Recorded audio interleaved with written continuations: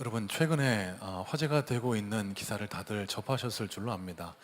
한 트로트 가수가요, 지난 9일 밤에 상대편 차선에 있는 택시를 들이받고 그대로 도주하는 뺑소니 사고가 있었습니다.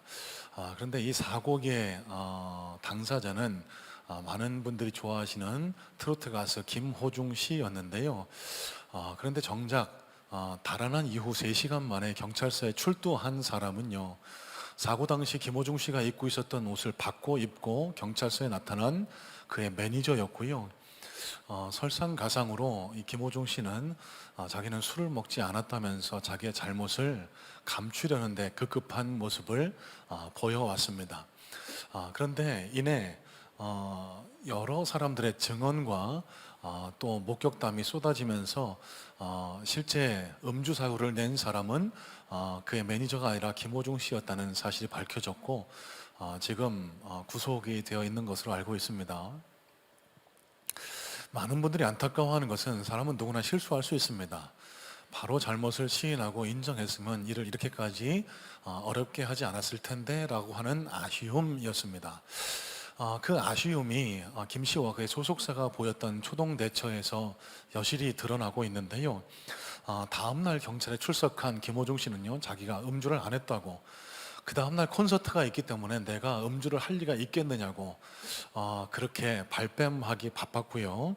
하지만 이날 김 씨가 상당량의 술을 음주를 했다는 사실이 목격자들의 증언을 통해서 밝혀졌고, 또 김 씨가 다녀간 장소가 일명 템프로라고 불리는 고급 룸사롱이었다는 사실이 밝혀지면서 대중들의 실망감을 안겨줬습니다. 또 이 사건의 결정적 증거가 될 수 있는 차량용 블랙박스 메모리 카드를요, 이 소속사의 본부장이 삼켜서 인멸을 시도했다는 사실이 밝혀지면서도 많은 대중들의 분노가 이어지고 있는데요.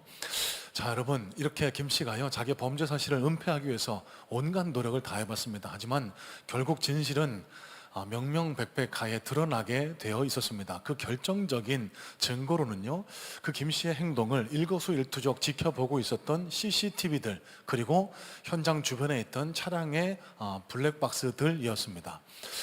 여러분, 참 무서운 것이 현대인의 모든 행동을 누군가가 지켜보고 있다는 것이 때로는 굉장히 무섭고 두렵게 느껴질 때도 있는데요. 여러분, 우리 그리스도인들에게도 지치지 않고 우리를 지켜보고 계시는 한 CCTV가 있습니다. 그게 무엇인 줄 아실까요? 바로 하나님의 눈입니다. 하나님의 눈은요, 우리를 잘못을 지적하기 위해서, 우리를 심판하기 위해서 지켜보시는 눈이 아니고요, 항상 우리를 지키고 보호하시기 위해서, 우리에게 좋은 것 주시기 위해서 불꽃 같은 눈동자로 지켜보시는 하나님의 눈이 24시간 우리를 관찰하고 계시고 있다는 사실입니다. 여러분, 신학적 용어 중에, 성경의 용어 중에 하나님의 임재라는 용어가 있습니다. 영어로는 the presence of God 이라는 구절로 표현이 되는데요, 말 그대로 하나님이 지금 여기 계시다라는 의미를 가지고 있습니다. 라틴어로는 많이 들어보셨던 코람데오라는 단어로 표현이 되는데요, 이 단어가 합성어입니다. 데오가 하나님을 뜻하고요, 코람이 뭐뭐 앞에서라는 의미를 가지고 있거든요. 그래서 코람데오라는 이 구절은 하나님 앞에서라는 그런 뜻을 내포하고 있습니다. 이 코람데오가 생겨난 유래가요, 구종교, 그러니까 로마 카톨릭이 부패했을 때 하나님 앞에서 신앙생활에 참신앙이다, 어떻게 사람들 앞에서는 하나님의 말씀을 전하는 척하면서 사람들을 현혹하고 사람들이 안 보는 곳에서 그렇게 거리낌 없이 범죄를 저지를 수 있느냐, 그래서 종교를 개혁해야 된다는 기치로 생겨난 단어가 바로 이 코람데오라는 단어인데요, 여러분, 이 코람데오는 다른 것을 뜻하지 않습니다. 여러분, 하나님이 이곳에만 계신 게 아니고 언제 어디나 계시다라는 사실을 믿음으로 고백하는 것, 그게 바로 코람데오요, 그것이 바로 그리스도인의 참신앙을 담보할 수 있는 중요한 신앙의 요소가 되는 겁니다. 여러분 꼭 기억하시길 바랍니다. 오늘 우리가 이 자리에 나와 예배 드리는 이유는 이 자리에 하나님이 함께 계시다는 사실을 믿음으로 고백하기 때문 아닙니까?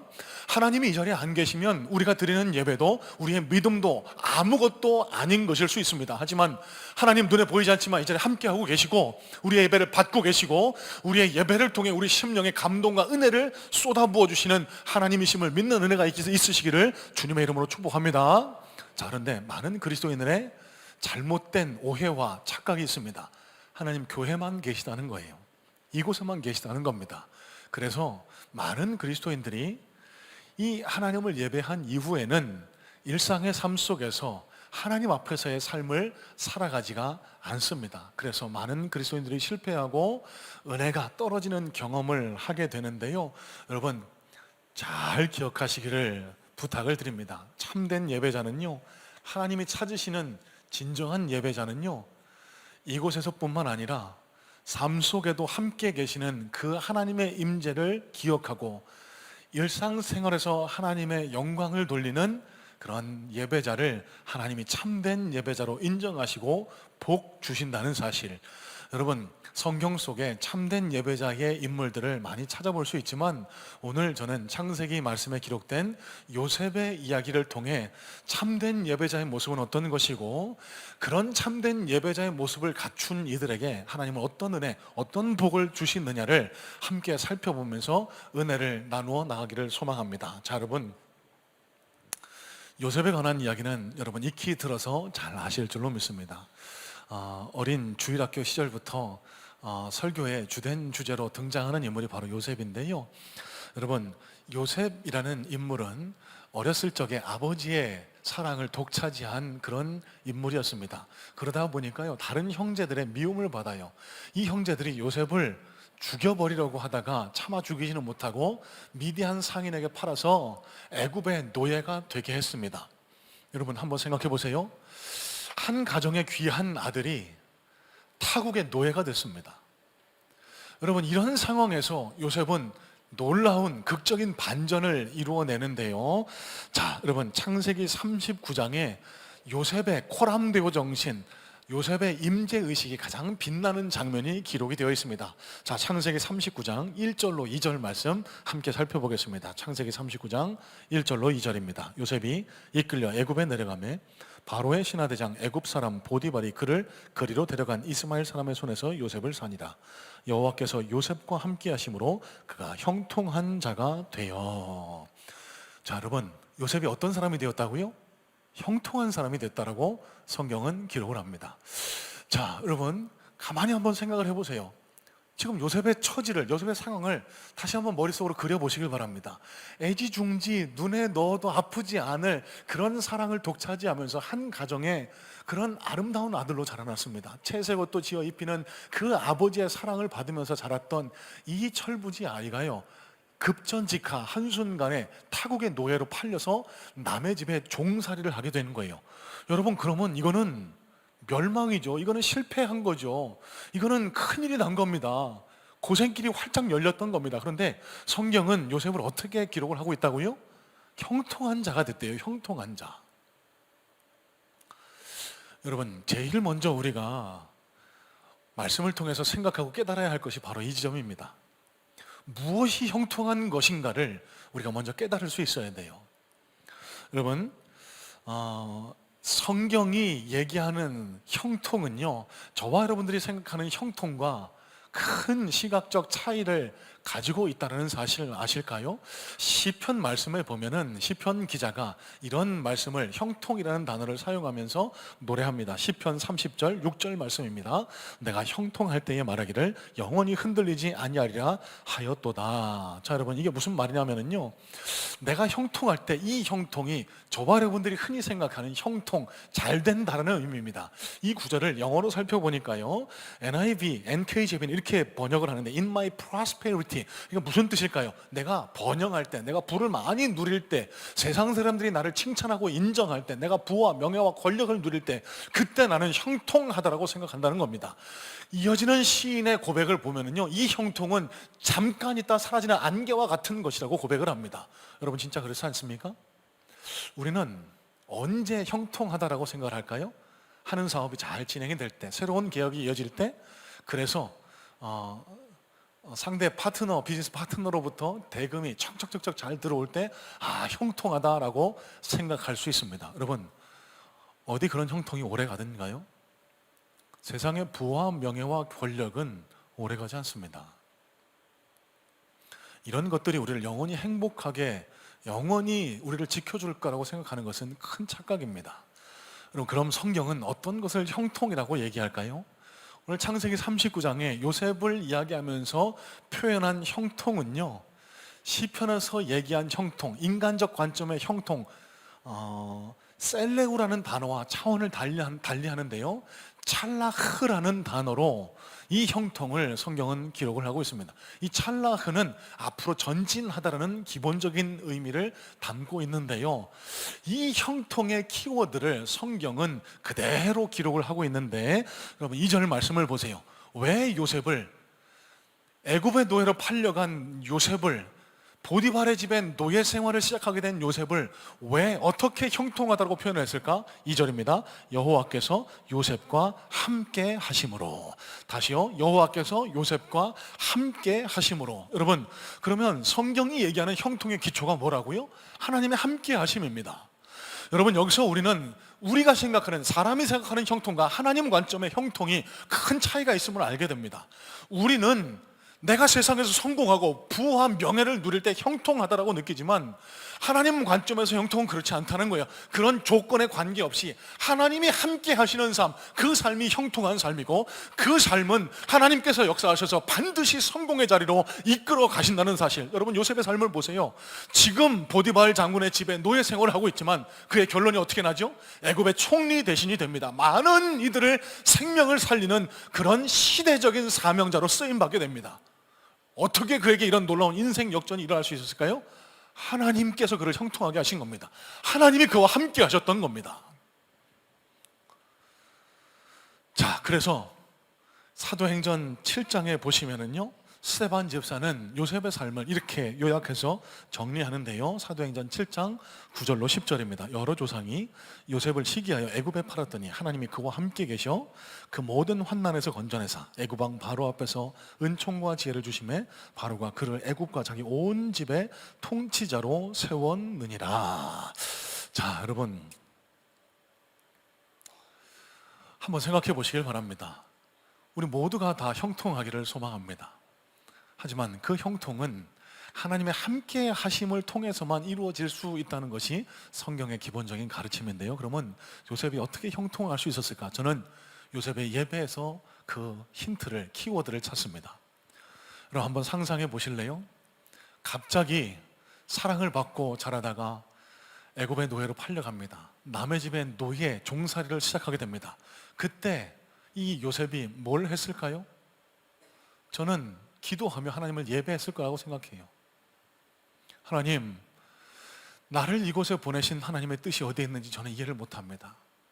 하나님, 왜 제가 여기 있는지 저는 이해도 못하고 납득도 안 됩니다만, 하나님께서 나를 이곳에 보내셨으니 내가 다른 건 몰라도 이곳에서도 하나님과 함께 할 수 있도록 도와주세요.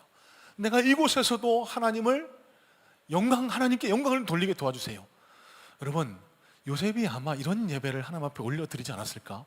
그 예배를 하나님 기뻐 받으시고 하나님 그와 함께 하셨고요, 그를 애굽의 총리로 세워주시는 놀라운 인생 역전을 일으켜 주셨다는 겁니다. 여러분, 기억하시길 바라요.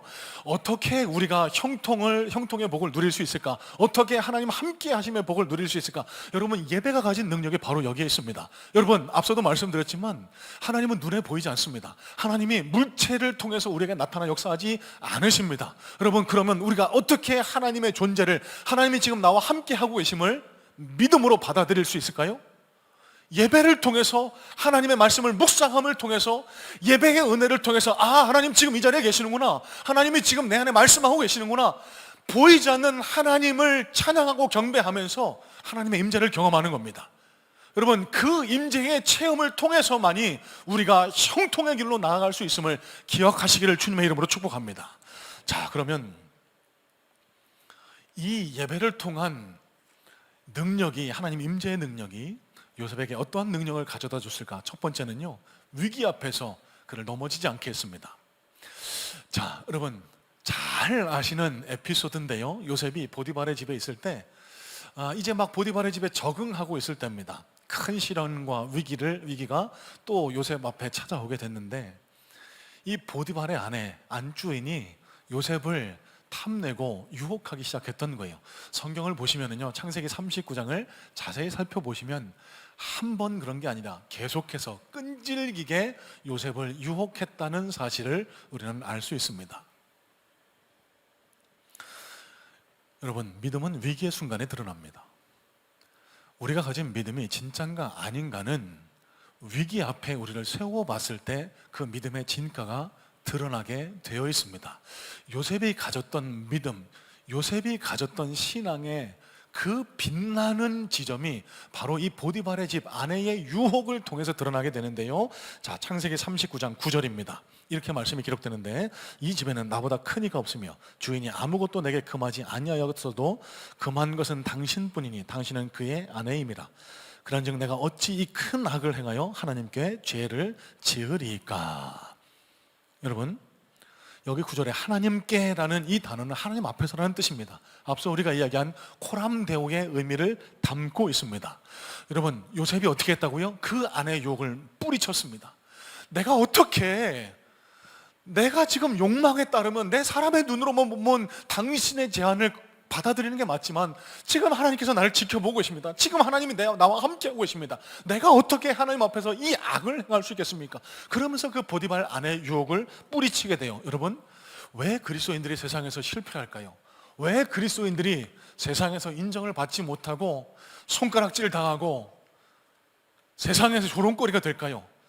이중적인 모습 아닙니까? 교회에서는 착한 척 거룩한 척 하는데 세상에 나가서는 정작 그런 삶을 살지 못한다는 그런 세상의 비판 때문 아닙니까? 왜 그럴까요?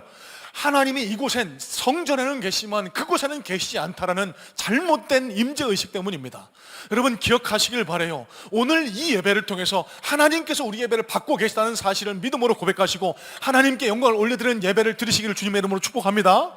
여러분, 그런데 거기 그치지 마시고요, 하나님께서 이 성전문을 나서는 순간부터 매 순간 나를 지켜보고 계시면서 내 삶에 함께하고 계시다는 사실을 놓치지 마시고 항상 코람되어 하나님의 임재의식 가운데 거하시기를 주님의 이름으로 축복합니다. 여러분, 그 믿음이, 그 코람되어의 의식이 위기 앞에서, 사단의 유혹과 세상의 시험 앞에서 우리를 넘어지지 않게 만들어줄 수 있습니다. 오늘 이 예배를 통해 하나님 임재하심의 은혜를 충만히 경험하심을 통해 여러분, 이어지는 앞으로의 일주간의 삶 속에서 수많은 위기가 여러분들 앞에 닥칠 텐데, 수많은 사단의 시험과 세상의 유혹이 우리를 괴롭힐 텐데, 그 시험 앞에서 요셉처럼 당당하게 그 시험을 넘어가는 그런 복된 능력의 그리스도인들 다 되시기를 주님의 이름으로 축복합니다. 자, 여러분, 예배가 주는 두 번째 능력은요, 우리를 향하신 하나님의 큰 그림을 이해할 수 있게 해줍니다. 자, 제가 무슨 말씀을 드릴까요? 자, 이어지는 19절로 20절 말씀에 이렇게 말씀이 기록됩니다. 그의 주인이 자기 아내가 자기에게 이르기를 당신의 종이 내게 이같이 행하였다 하는 말을 듣고 심히 노한지라. 이에 요셉이 주인이 그를 잡아 옥에 가두니 그 옥은 왕의 죄수를 가두는 곳이었더라. 요셉이 옥에 갇혔으나. 자, 계속해서 잠자리를 거부하는 요셉에게 이 보디발의 아내가 누명을 뒤집어 씌웁니다. 여보, 저 요셉이 나를 막 범하려고 했어요. 저 못된 종을 벌해주세요. 누명을 씌워갖고요. 여러분, 누구 말을 들어요? 아내 말을 듣겠죠. 여주인의 말을 듣겠죠. 여러분, 요셉이 억울한 누명을 쓴 겁니다. 그것 때문에 그 집에서 총무 역할을 하고 있었는데요, 그 자리에서 박탈당해서 감옥에 갇히게 돼요. 여러분, 한번 생각해 보세요. 노예입니다. 하인이에요. 그런데 안주인을 범해라고 했다는 누명을 쓰게 됐습니다. 얼마나 괘씸해요? 주인으로서는 얼마나 화가 나요? 같이 있는 식구들한테는 얼마나 괘씸하게 보였을까요? 아마 모진 고초를 겪었을 겁니다. 성경에 기록되진 않지만 매도 많이 맞고요, 침뱉음 당하고요, 모욕적인 언사를 들었을 겁니다. 여러분, 그런데 요셉의 삶이 이렇게 끝나지 않을 것을 암시해 주는 말씀이 이어지는 말씀에 기록되어 있거든요. 자, 21절, 23절 말씀입니다. 자, 여러분, 저는 이 말씀을 읽으면서 얼마나 감동과 은혜를 체험했는지 몰라요. 잘 한번 들어보세요. 21절로 23절입니다. 여호와께서 요셉과 함께 하시고 그에게 인자를 더하사 이는 여호와께서 요셉과 함께 하심이라 여호와께서 그를 범사에 형통하게 하셨더라. 여러분, 이해가 되세요? 누명을 쓰고 오해를 받아서 감옥에 갇혔어요. 심한 모욕을 당합니다. 매질도 당합니다. 여러분, 저는 이 요셉의 모습을 보면서요, 예수님을 떠올리게 됩니다. 실제로 많은 성경학자들이 요셉을 구약에 나타난 예수 그리스도의 예표라고 생각하는, 해석하는 분들이 많거든요. 여러분, 예수님이 죄가 있으셨어요? 아니요, 없으셨습니다. 그런데 사람들의 모욕과 멸시, 갖은 구타와 핍박, 십자가에 달려 돌아가시는 고난을 받았습니다. 여러분, 그때 예수님이 어떻게 하셨죠? 겟세마네 동산에서 기도하셨습니다. 하나님, 하실 수 있거든 이 잔을 내게서 옮기시옵소서. 하지만 내 뜻대로 마옵시고 하나님의 뜻대로 하옵소서라고 기도하시며 묵묵히 참아내셨죠. 여러분, 여기 요셉이 이 보디발의 집 감옥에서 어떤 반응을 보였을까요? 여러분, 제 묵상입니다. 제 신학적 상상이에요. 저는 아무리 생각해도 요셉이 이 감옥 안에서 예배했을 것 같아요. 하나님 앞에 부르짖었을 것 같아요. 기도했을 것 같아요. 하나님, 저를 이곳 애굽 땅에 보내신 것도 모자라서 저를 왜 이곳, 제 잘못한 것도 없는데 어떻게 해서든 하나님 앞에서 잘 살아보려고, 당당하게 살아보려고, 선하게 살아보려고 애를 썼는데 왜 나에게 이런 모함을 쓰게 하시고 이런 고초를 당하게 하시고 이런 어려움 가운데 처하게 하십니까? 하나님, 저를 속히 구원하여 주옵소서. 하나님, 제가 어려움 당하고 있는데 저를 살펴봐 주옵소서. 하나님 앞에 매달려 기도하지 않았을까요? 부르짖어 기도하지 않았을까요? 마치 빌립보 감옥에서 바울과 실라가 그 귀신 들린 여종에게 귀신을 쫓아주었을 때, 감옥에 갇혀 매를 맞고 갇혔을 때 기도하고 찬송했던 것처럼 요셉도 아마 그 감옥에서 기도하고 찬송하며 하나님을 예배했을 것으로 저는 생각이 됩니다. 그럼 그 결과가 뭘까요? 방금 읽은 말씀입니다.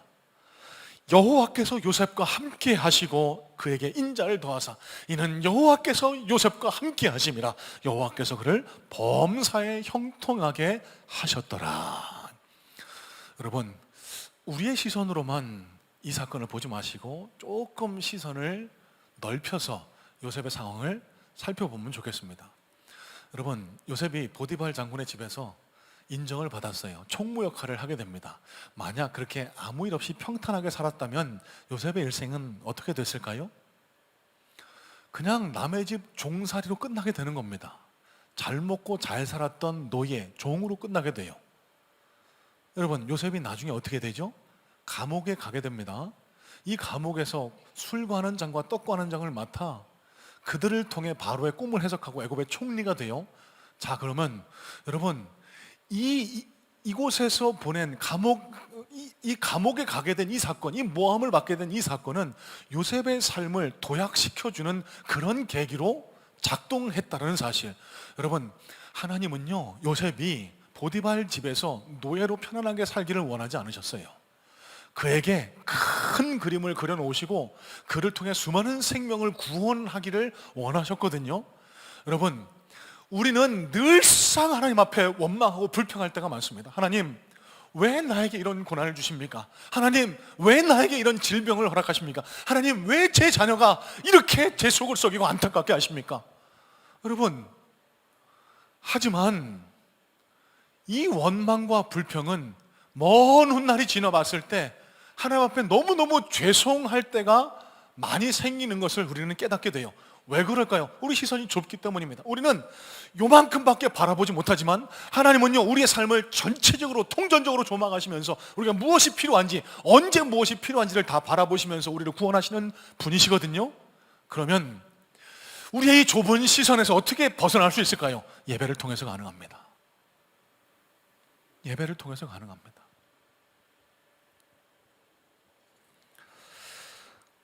여러분, 지금 이 자리에도 예수를, 하나님을 나름 열심히 믿는다라고, 열심히 섬긴다라고 생각하며 살아오셨는데 생각지도 않은 삶의 어려움 때문에 마음 아파하시는 분들 많이 계실 줄 압니다. 하나님 믿으면 다 잘 될 줄 알았는데 왜 나에게 이런 고난이 찾아오는지 이해 못해서 하나님께 서운하고 원망 불평하시는 분도 혹 계실 줄 모르겠습니다. 여러분, 저는 간절히 소망합니다. 오늘 이 예배를 통해 우리의 시선이, 우리의 눈이 하나님의 큰 그림을 바라볼 수 있는 그런 은혜가 주어질 수 있게 되기를 주님의 이름으로 축복합니다. 여러분, 하나님은 우리를 결단코 망하게 하지 않으세요. 하나님의 결론은요, 우리를 승리의 자리로, 더 복된 자리로 인도하시는 큰 그림을 가지고 우리를 인도하고 계시고 있습니다. 자, 여러분, 제가 무슨 근거로 이런 말씀을 드릴까요? 여러분, 이 보디발 장군의 집에 감옥이 있었습니다. 그 감옥에 요셉이 갇히게 돼요. 여러분, 보디발 장군은 바로의 경호실장이었습니다. 그래서 이 보디발 장군의 집이 실제로는 감옥으로 쓰였는데요, 그곳에는 사실 여러 정치범들이 함께 수용되어 있었습니다. 그곳에서 요셉이 술 관원장과 떡 맡은 관원장, 그러니까 이 바로 애굽의 황제의 최측근들을 만나게 되는데요, 어느 날 이 두 관원장들이 이상한 꿈을 꿔요. 그들이 그 꿈을 해석하지 못해서 근심하고 있을 때 요셉이 그 꿈을 해몽해 줍니다. 자, 이 꿈을 해몽해 준 이후에 요셉이 한 관원장에 이런 부탁을 하거든요. 이어지는 창세기 40장 14절 말씀입니다. 당신이 잘 되시거든 나를 생각하고 내게 은혜를 베풀어서 내 사정을 바로에게 하려 이 집에서 나를 건져 주소서. 자, 여기 잘 된다는 의미는 뭐죠? 혹시나 복직을 하거나 당신의 지위가 회복되면, 그렇게 됐나요? 안 됐나요? 예, 회복이 됩니다. 떡 맡은 관원장은 생명을 잃게 됐지만 술 맡은 관원장은 다시 복직이 돼서 지근거리에서 바로를 모시게 돼요. 섬기게 됩니다. 자, 그러면 이 술 맡은 관원장은 어떻게 해야 되죠? 요셉을 기억해야 되죠. 요셉의 부탁을 들어줘야 되잖아요. 요셉 때문에 자신의 지위를 다시 회복하게 됐는데 그럼 은혜를 갚아야죠. 자, 그런데 무슨 일이 일어났을까? 이어지는 창세기 41장 1절 보시면은 만 2년 후에라는 구절로 이어지는 구절이 시작이 됩니다. 무슨 뜻일까요? 2년 동안 술 맡은 관원장이 요셉을 까맣게 잊었던 겁니다. 여러분, 이 2년 동안 요셉이 얼마나 힘들었을까요? 이 육체적인 고난도 고난이지만 마음의 상처가 더 컸을 수 있습니다. 이 사람에게 당한 배반의 상처가 우리를 더 힘들게 할 수 있잖아요. 분명히 내가 은혜를 베풀었는데, 은혜를 갚아줘야 되는데 배반하는 거예요. 나를 기억하지 않는 겁니다. 필요할 때만 나에게 무언가를 요청하고 입 싹 씻고 등 돌아서 자기 길을 갈 때 이 요셉이 얼마나 마음이 아팠을까. 여러분, 인간적 관점에서 볼 때는 나쁜 사람입니다. 술 맡은 관원장, 배은망덕한 사람이죠. 과연 그럴까요? 여러분, 하나님이 그에게 요셉을 잊게 하셨습니다. 왜 그랬을까요? 자, 이집트 역사가 마네토라는 사람의 그런 기록에 따르면은요, 이 요셉이 보디발 장군 감옥에 갇혀 있을 이때는 이집트 내부에서 피해 숙청과 혁명이 반복되던 시기라고 합니다. 힉소스 왕조, 그러니까 이집트 북쪽에 있던 셈족 계통의 그런 사람들이 이집트의 정권을 잡았거든요. 지금 현재 바로가 바로 힉소스 왕조의 혈통을 이어받은 사람입니다. 원래 이집트를 잡고 있던 그 사람들이 이 힉소스 왕조를 몰아내고 옛 정권을 찬탈하려고 수많은 음모와 계략이 진행됐고요, 이로 인해서 수많은 사람들이 죽어나가고 매일매일 피해 숙청과 혁명이 반복되던 시기가 바로 이 시기라고 해요. 자, 상상해 보세요. 만약 술 맡은 관원장이 복직되자마자 요셉을 기억하고 그에게 어떤 관직을 제안했다면 무슨 일이 일어날 수 있었을까요? 아마 이 전국의 소용돌이 속에서 요셉은 허무하게 생명을 잃거나 한직으로 쫓겨날 수도 있었을 겁니다. 여러분, 이런 맥락에서 보면 요셉이 추가로 보낸 2년 동안의 감옥의 시간은요, 아무 의미 없는 시간이 아니었습니다. 하나님의 큰 그림으로 바라보게 되면은 그 피해 숙청, 그 피비린내 나는 전국의 현장에서 요셉을 보호하시기 위해서 하나님은 일부러 그를 감옥 안에 보호하고 계셨던 거예요. 여러분, 인간의 눈으로는 이 사실을 받아들이거나 이해하기가 쉽지 않습니다. 언제 이런 일들이 가능할까요? 예배를 통해서 하나님의 뜻과 계획을 더 알아갈 때, 우리의 생각은 이만큼이지만 하나님의 생각은 더 높고 깊음을 말씀을 통해서 확인하며 하나님의 살아계심과 하나님이 나를 망하게 하지 않으신다라는 그 믿음이 예배를 통해 고백될 때 우리를 향하신 하나님의 큰 밑그림이 이해되고 받아들여지기 시작하는 거예요. 여러분, 저는 오늘도 소망합니다. 하나님은 사랑의 하나님이시라는 사실을 이 예배를 통해서 경험하실 수 있게 되기를요. 설령 내가 어떤 고난과 어려움 앞에 서 있더라도 하나님께서 나를 향한 큰 밑그림을 준비하고 계시고, 내가 하나님과 함께 동행하는 한 하나님께서 나를 반드시 온전한 회복의 자리로, 더 큰 성공의 자리로 인도해 주신다는 이 하나님의 큰 그림을 이해하게 되는 그런 은혜의 예배자들 되시기를 주님의 이름으로 축복합니다. 자, 마지막입니다. 예배가 가져다 주는 능력은요, 세상적 성공이 아닌 하나님 나라의 성공을 바라볼 수 있게 해줍니다. 자, 이어지는 스토리는 이렇습니다. 2년이 지난 어느 날입니다. 바로가 또 이상한 꿈을 꿔요.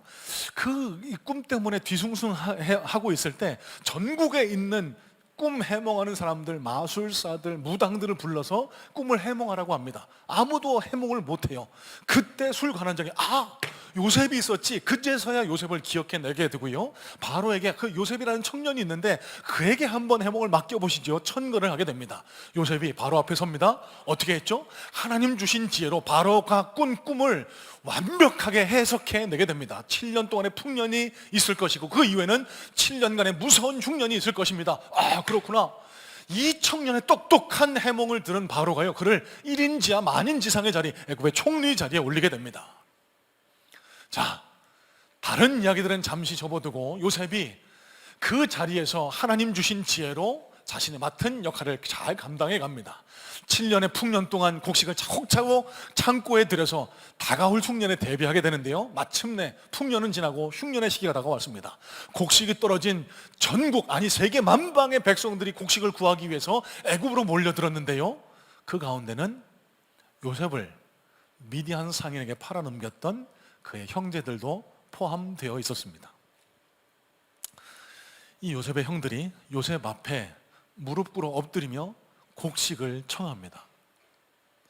여러분, 요셉의 마음을, 이 당시 요셉의 심경을 한번 상상해 보실래요? 여러분, 요셉에게 이 형들은 누구죠? 형제 아니에요. 원수입니다. 원수. 죽이지 않았을 뿐이 죽이려고 했잖아요. 처음에 죽이려고 했어요. 철천지 원수입니다. 더 이상 정을 나는 형제라고 보기 어렵습니다.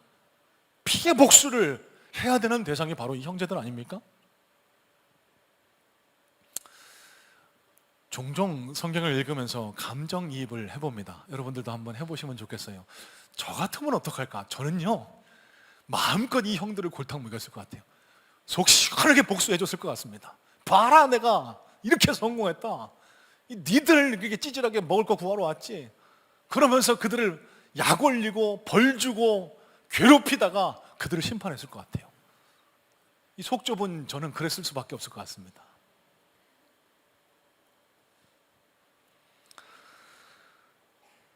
여러분, 근데 요셉이 보인 놀라운 반응이 오늘 우리가 함께 읽었던 본문 가운데 8절 말씀에 기록이 되어 있습니다. 자, 45장 8절 다시 한번 눈으로 보세요.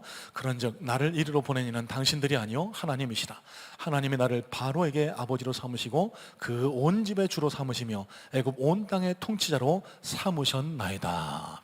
여러분, 저는 요셉이 가장 아름다워 보이는 장면이 바로 이 장면이라 생각합니다. 요셉이 가장 놀라운 성공의 모습을 보인 장면이 바로 이 장면이라 생각합니다. 요셉이 총리 대신에 올랐을 때가 아니에요. 보디발 장군의 유혹을 뿌리칠 때, 물론 그것도 아름답습니다만 그것도 아닙니다. 철천지 원수 앞에서 내 생각과 내 감정을 통제하고 하나님의 마음으로, 하나님의 뜻대로 그 형제를 용서했던 이 놀라운 모습, 여러분, 가장 통쾌하고 가장 아름다운 모습 아닙니까? 여러분, 그러면 어떻게 요셉이 이럴 수 있었을까요? 한번 생각해 보세요. 어떻게? 저는 못할 것 같다니까요. 그런데 어떻게 이게 가능했을까? 여러분, 오늘 2절 말씀에서 저는 그 힌트를 찾는데요. 자, 2절 말씀입니다. 요셉이 큰 소리로 우니 애굽 사람에게 들리며 바로의 궁중에 들리더라. 여러분, 이게 무슨 의미일까요? 다른 사람을 모두 물리칩니다. 혼자 장막 뒤로 들어가서 큰 소리로 웁니다. 왜 울었을까요, 요셉이? 억울해서? 기뻐서 야 이제부터 복수가 시작된다? 아니요, 저는 그렇게 생각 안 합니다. 그 자리에서 하나님께 부르짖어 울었던 겁니다. 하나님, 제 마음의 악한 마음을 통제하여 주시옵소서.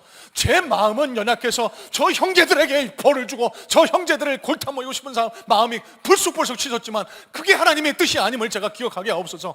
하나님의 뜻대로, 하나님의 의지대로 제가 행동할 수 있도록 하나님 제 마음을 사로잡아 주옵소서. 하나님 앞에 이렇게 예배하지 않았을까요? 그 예배의 결과가 이 놀라운 성공의 자리로 요셉을 이끌 수 있었다는 사실입니다. 여러분 기억하세요? 예수님의 일생의 가장 아름다운 장면은 십자가입니다. 예수님께서 예루살렘 성에 입성하실 때가 아니고요, 사람들이 호산나 환호할 때가 아니고, 보리떡 5개와 물고기 2마리로 2만 명을 먹으시면서 사람들이 환호할 때가 아니고요, 십자가상에서 주여 저들이 무슨 일을 하고 있는지 알지 못합니다. 저들의 죄를 용서하여 주옵소서. 여러분 예수님의 가장 아름다운 모습이 바로 그 모습 아닙니까? 여러분 저는 구약에 나타난 예수님의 모습이 바로 이 장면이라고 생각합니다. 왜 자기 생각대로 하고 싶지 않았겠어요? 왜 복수하고 싶지 않았겠습니까? 그런데 요셉이 잠시 잠깐의 통곡의 예배를 통해 깨닫게 된 것은 하나님의 뜻대로 내 삶을 맡겨드리는 것, 무엇이 진짜 성공인지를 깨닫게 하는 것, 여러분 이게 요셉의 예배가 가져다 준 놀라운 성공의 모습 아닙니까? 여러분 돈 많이 벌고 사람들의 인정과 칭찬을 받으면 그것이 성공이라고 착각하지 마세요. 여러분 우리는 하나님 앞에서 살아가는 존재들입니다. 하나님께서 우리의 모습을 칭찬하시고 우리의 모습을 통해 영광을 받으셔야 그것이 바로 참된 성공이요 하나님이 인정하시는 성공입니다. 그러면 늘 네 자신이 최고다, 세상이 최고다, 돈이 최고다, 쾌락이 최고다라고 외치는 세상 속에서 우리가 어떻게 참된 그리스도인으로 성공의 삶을 살아갈 수 있을까요? 여러분 예배에 성공해야 우리의 삶이 성공할 수 있다는 겁니다. 예배를 통해서 하나님이 원하시는 성공이 무엇인지를 다시 깨닫는 겁니다. 하나님이 우리에게 무엇을 바라보기를 원하시는지를 다시 한번 말씀을 통해 확인하고 하나님의 뜻과 의지를 우리 삶과 심령 속에 새기는 겁니다. 그럴 때 우리는 비로소 요셉과 같은 놀라운 성공의 자리로 나아갈 수가 있게 되는 것, 여러분 꼭 기억하시길 바랍니다. 사단의 유혹이 우리를 또 괴롭힐 겁니다. 이 예배를 마치고 성전문을 나서는 순간부터 우리를 유혹할 거예요. 돈이 최고다, 네 자신이 최고다, 쾌락이 최고다. 여러분 그런 유혹에 속아 넘어가지 마세요. 그건 하나님께서 그토록 경고하셨던 육신의 정욕, 안목의 정욕, 이생의 자랑에 지나지 않습니다. 예수님께서 광야에서 시험 받으실 때 사단이 시험하지 않았습니까? 높은 곳에서 뛰어내려라, 명예욕입니다. 그런 것들로 하나님께 영광을 올려드릴 수 없습니다. 돌이 떡이 되도록 해라, 부해라. 여러분 이런 것들로 우리가 성공을 거둘 수가 없습니다. 언제 우리 삶이 진짜 성공을 거둘 수 있을까요? 하나님이 우리 삶을 바라보시고 칭찬하시고 그래 네가 성공자다라고 인정하실 때, 우리 삶 속에 예수 그리스도 닮은 모습이 드러나고 그 모습을 통해 하나님께 영광을 올려드릴 때,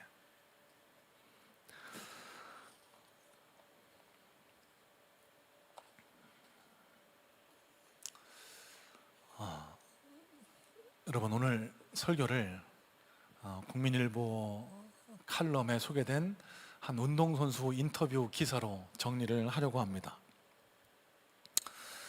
그 경기에 수훈갑이었던 한 운동선수를 기자가 인터뷰를 하게 됐는데요, 기자가 이렇게 물었습니다. 오늘 어떤 계획을 갖고 이 경기에 임했습니까? 라고요. 그랬더니 의외로 이 운동선수의 대답은 간단했는데요, 계획대로 되는 게 없어서 주어진 기획에 하나씩 최선을 다하자 이렇게 생각했습니다. 남은 시즌 어떻게 보낼 계획이세요? 라고 묻는 질문에도 비슷한 어조로 대답을 했는데요, 다치지 않고 끝까지 경기에 나가는 겁니다. 한 경기 한 경기 빼놓지 않고 출전하는 게 계획이라면 계획입니다 라고 대답했다는 것입니다. 여러분 제가 다소 생뚱맞은 이 일화를 소개하는 이유가 있습니다. 이 칼럼을 쓰신 목사님이요, 이 기자와 운동선수와의 인터뷰를 통해 깨닫게 된 것이 있었다는데요, 그 깨달음은 바로 실력은 단순함에서 나온다는 깨달음입니다. 다시요, 실력은 단순함에서 나온다는 깨달음. 여러분, 위대한 일은 어느 날 하루아침에 이루어지지 않습니다. 위대한 일은요, 놀라운 일은요, 늘상 반복되는 아주 평범한 일에 최선을 다할 때 위대한 일, 놀라운 일이 생겨나기 시작된다는 것. 여러분, 그 놀라운 일을 위해서, 그리스도인이 경험해야 할 이 놀라운 역사를 위해서 우리가 해야 할 일이 바로 우리가 늘상 드리는 예배의 실력을 갖추는 길입니다. 여러분, 매주 드리는 예배에 마음과 정성을 다해 예배의 능력자가 되시기를 주님의 이름으로 축복합니다.